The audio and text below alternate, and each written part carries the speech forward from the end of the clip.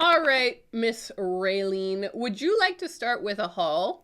I think that would be a good idea because I have acquired books in 3 ways. I got a couple of books sent to me from Penguin. Actually, that was the first piece of mail I got at this apartment was one of the books. And then one was from before the move. So actually, I'll start with that. So in my little backpack, when we were traveling, like when we were doing our drive up here, or over here, I guess, I had one book in my backpack because it had arrived just like a couple of days before we left. And because I got it from Penguin a few days before we left, like I said. And that is The City and Its Uncertain Walls by Haruki Murakami.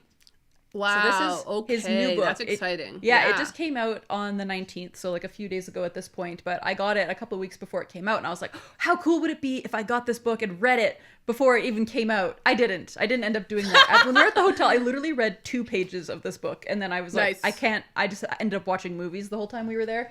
Totally. But yeah, so I got this book, which was so exciting, and I am very, very excited to read it. It's the only book of his that I have out of boxes right now, so if I get a hankering for Murakami, that will be the book I'll be reading. I don't really know too much about it, honestly. It seems kind of like magical library vibes. Like it seems kind of cool. But yeah, I don't really know too much about it. But then the other book is one that I just got a couple days ago. It arrived at my doorstep and I was like, mail at the apartment. Oh my gosh, this is so exciting. And that book is Lady Joker, Volume 1 by Kaoru Takamura. So this book, I didn't realize this originally came out in 1997, I think, and they've just kind of like reissued it. I don't know if it was originally... It's thick. It's thick. And it's 2 volumes, I think, is the whole book. I don't know if it was originally just one giant book and they split it up. But this is like a cool, like gritty crime novel. And I've been craving something kind of like that since I read Out last year, the year before. I feel like it's been a while since I read that now. I just want some kind of like really gritty Japanese crime book. And that's what this is. Cool. Once again, don't really remember what the plot's about, but there's like a kidnapping thing. It's like, it seems very dramatic. And like you said, it's like very large. It's like 500 pages long. So I'm really excited about this one as well. So thank you to my buddy Cam over at Penguin for hooking me up with those books. And I'm expecting a couple more. I was at the hotel and I just like got a list from Penguin of like new books that were coming out. And I was like, ooh, there's some interesting things here. So I requested some things, which was exciting. But the next things I got were from my birthday. As I mentioned, I went to Indigo on my birthday. I bought myself some books and Kyle bought me one as well. So I would like to say something on the record. Please. I have put a lot of effort into your present. I have planned this out. I knew one of the major things months ago. I ordered it. It arrived here. And then, as we know, you moved the week of your birthday. I threw everything off track. And so we were like, okay, let's be smart and not lose this package. Because it was like at a dodgy time. Like I had everything ready, but we were like, if I ship it to the British Columbia house, it might not make it before you come. If I ship it immediately to the Alberta house, it might make it before you move in and could get lost. Totally. So let's just wait. Then I got sick.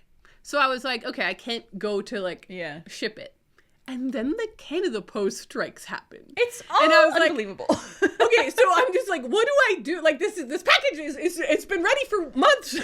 But anyways, I shipped it. It says it's going to get to you on Wednesday. So before anyone comes here and is like, Ariel didn't give Raeleen a present. I really did give Raeleen a present. She did. I know, it's funny because my friends had the same thing. Like I saw my friends a few days before we left and they were like, what am I supposed to do for your birthday? And I was like, you don't have to give me anything. Like, this is all my fault. Like, I'm the one who's moving. It's on me. And so one of my friends actually she e-transferred me some money and she was like, do something cool in the big city. That's cool. And I was like, I will. And same with my mom. Like, I saw her a few days before we left and she like gave me a bunch of stuff and she was like, I'm sorry, I'm giving you so many things. Like, since I was turning 30, she was like, I really want to give you 30 things for your 30th birthday, but she didn't quite get there. Because luckily it was like a week before my birthday at this point, and so she just stopped buying things. But so she gave me a bunch of like, you know, bath stuff, and luckily it was all stuff that it was easy enough to pack. She didn't get me any heavy books or anything. But anyway, I'm excited to get your present. We'll definitely. I'm excited for you to get it too. But I was like, if on the record, okay, I got her a present and it's awesome. But we've just had logistical moving. Yeah, my birthday was so weird this year. It was like the strangest thing ever. But yeah, so on my actual birthday, Kyle took me to the bookstore and so I bought myself some things. things. I'll start with the book that Kyle actually ended up buying for me, because I pointed it out and I was like, I really want that book, but I don't feel like paying for it. I don't feel like buying that book, so it's kind of expensive. And so that book is Monsters: A Fan's Dilemma by Claire Dederer, but it's the hardcover version. Wait, what? I'm reading it right now. I'm halfway through. Am I! Oh my god! That's my currently reading. Oh my gosh, it's a buddy read by accident. That's so funny. That's so funny. I have a very different edition from yours. Well, this was the problem. I went to the store and I saw it. They had that copy and they had this one copy of this hardcover. And I know this cover is weird, but I like this one better than that one. It's very cool. It's very strange, and it's like a nice little hardcover. Like just the edition itself feels very cool.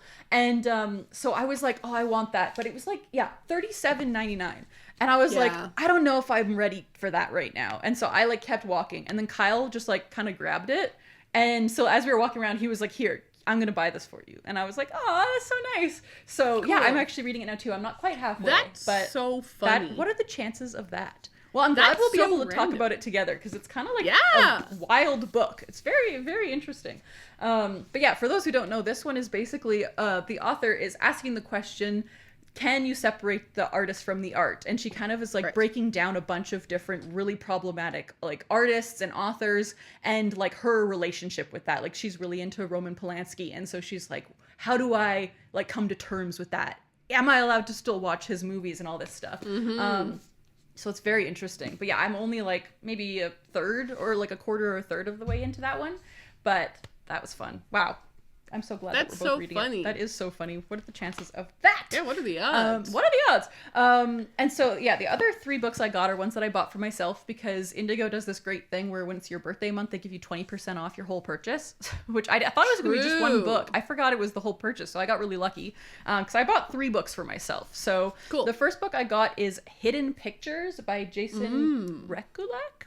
I'm not sure how to say his name, but I actually did read this book, so I'll talk about that in a little bit. But this is one that I've just kind of like had my eye on for a while and never actually saw in a store though. And so when I went over to the horror section, which I must say at this particular Indigo, they had a huge horror section. So I was like, I have to buy something from the horror section. And this is what I ended up getting. But yeah, I'll talk about it when I get to the book review segment. But then the other book I got here is The Rachel Incident by Caroline O'Donoghue. So this is I've seen that one around. Yeah, this is one that our friend Max of Well Done Books read a little while ago and loved. And ever since he read it, I've been coveting it. Like I've been wanting this book so bad, but I've never seen it in a store. It's one of those things where just like the stores I go to never have it in stock or don't stock it for whatever reason. And yeah, I don't really know too much about this. It seems like a kind of like modern day, like unsound women, but maybe not like too unsound kind of vibe. Moderately unsound women. Moderately unsound. So yeah, I don't want to know too much about it. I just was like, Max loved it, and I read his review and was like, yes, sign me up. So I bought that one, which was really exciting. Cool. But then the final book is a newer one that I have been wanting to get since I saw it at the bookstore last time, and that is Connie, a memoir by Connie Chung. So, yes. So as I talked about last time I was on the pod a couple weeks ago, I really want to get into books about people who are in the biz, in TV and film, all of that kind of stuff. And so Connie Chung is a pioneer, as it says at the beginning of the biography of the book. I'll just read the beginning because it kind of like explains her story better than I can. Yeah. Connie Chung is a pioneer. In 1969, at the age of 23, this once shy daughter of Chinese parents took her first job at a local TV station in her hometown of Washington, D.C., and soon thereafter began working at CBS News as a correspondent.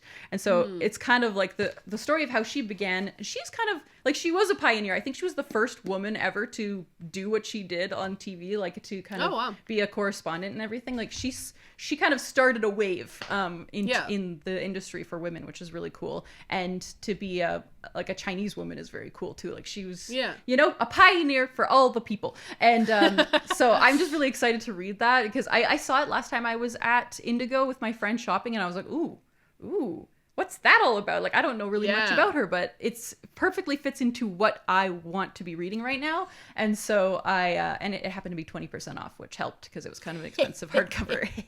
So yeah, those were the books I got. Nice. But I did find another book just yesterday. I'll finish off my book haul quickly here. So just yesterday we went to the thrift store because we had it's funny, after we moved, we were finding things that we had moved with us that we were like, why did we bring that? Like we should get rid of that thing. Or like some things just like didn't work for the apartment, you know, like we had certain things that we thought would work but then didn't. And so we had a couple boxes of things to get rid of. So we're like, let's go to the thrift store. And I was like, well, let's just go look around. And so we went in and I happened to find a very cool book, and that is Paper Girls, the complete story. As if. Yeah. That's a great find. This is by Brian K. Vaughan, who wrote the Saga comic series, which is one of my favorite comic series of all time. Yeah. And I didn't realize that Paper Girls was like completed and done. I didn't either. Yeah, so I don't know how many volumes this is. I would estimate 5 or 6 or 7 maybe. But this is like a nice omnibus edition of the whole series. Cool. And I actually read the first volume like a long time ago, and I don't really remember much about it, but I never continued the series. But I was like, this is just such a good find. It's like that's set in the 80s. I think it has like a time travel thing or maybe an alternate reality thing going on. Like it's a little bit Stranger Things-y. Lots of kids on bikes, which as we know, like is something I love. So I was just like, you know what? I'm just going to grab it. I love Brian K. Vaughan, so I'm just going to give it a go. So yeah, that's my kind of slightly massive book haul. And I had no bookshelves to put these on, so they've just been kind of flopping around the apartment. That's funny. But that's why I started reading Monsters, because I just got it. And I was like, well, my TBR currently is like 5 books. I don't have anything else to read, so let's just jump in.